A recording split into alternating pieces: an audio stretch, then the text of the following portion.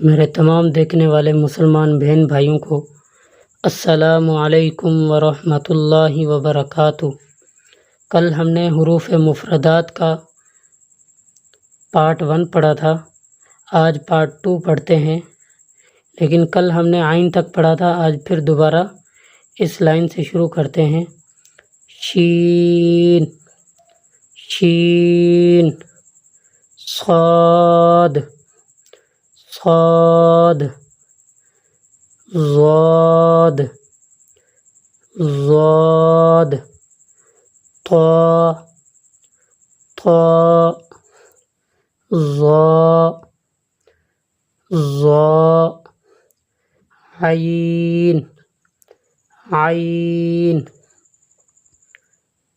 غین، غین، فا، فا، قاف، اس کو تھوڑا موٹا کر کے پڑھیں گے، قاف، کاف، اور اس کو باریک کر کے پڑھیں گے، کاف، لام، لام، میم، میم،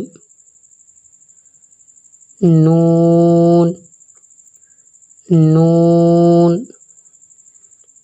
واو، اس کو بھی تھوڑی مد کر کے ساتھ پڑھیں گے اور دونوں ہونٹوں کو گول کر کے پڑھیں گے، تب یہ واو کا مخرج ادا ہوگا، واو، واو، ہا۔